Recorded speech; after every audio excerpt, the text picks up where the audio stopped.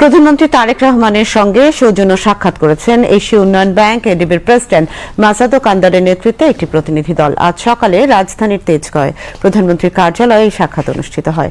এই সময় অর্থমন্ত্রী আমির খসরু মাহমুদ চৌধুরী ও প্রধানমন্ত্রীর মুখ্য সচিব এবিএম আব্দুস সাত্তার উপস্থিত ছিলেন। বৈঠক শেষে সাক্ষাতের বিষয়ে কথা বলেন অর্থ ও পরিকল্পনা মন্ত্রী আমির খসরু মাহমুদ চৌধুরী।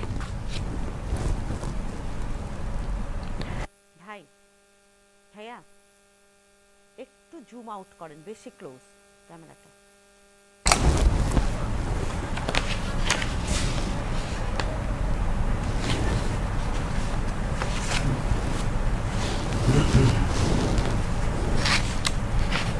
যে পার্টনারশিপ অলরেডি আমাদের একটা পার্টনারশিপ আছে, বাট এটাকে আরো কিভাবে এগিয়ে নিয়ে যাবে এটার উপর দীর্ঘ আলোচনা হয়েছে এবং অলরেডি 1.4 বিলিয়নের একটা এগ্রিমেন্ট গতকাল সই হয়েছে, বাজেট সাপোর্ট সহ কিছু প্রজেক্ট সহ।